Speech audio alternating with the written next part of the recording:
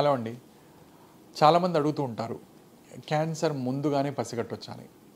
Yes, cancer ముందుగానే పసిగట్టొచ్చు.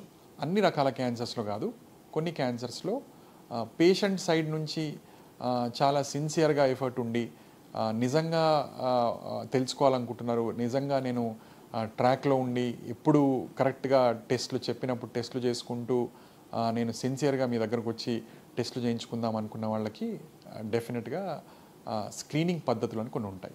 వీటిల్లో ఒక 4, 5 టైప్స్ ఆఫ్ క్యాన్సర్స్ ఉన్నాయి. ఆ 4, 5 టైప్స్ ఆఫ్ క్యాన్సర్స్‌లో స్క్రీనింగ్ టెస్ట్ చేస్తే ఈ క్యాన్సర్ రాకముందే మనం పసిగట్టొచ్చు. ఏంటండి ఆ స్క్రీనింగ్ టెస్ట్‌లు ఏంటంటే, for example if you take breast cancer. ఈ బ్రెస్ట్‌కి ఇంకో ఫస్ట్ పాయింట్ ఏంటంటే, స్క్రీనింగ్ అనేది మనం చేసేది పేషెంట్స్‌లో కాదండి, నార్మల్ పాపులేషన్‌లో. నార్మల్ పర్సన్‌లో చేసే టెస్ట్‌లే స్క్రీనింగ్ టెస్ట్‌లు. జబ్బు నిర్ధారణ అయిన తర్వాత చేసే టెస్ట్‌లని డయాగ్నోస్టిక్ టెస్ట్‌లు అంటారు. వాటిని స్క్రీనింగ్ టెస్ట్‌లు అనరు. సో నేను ఎప్పుడైతే స్క్రీనింగ్ అన్న పదం వాడుతున్నానో, that is done in normal population.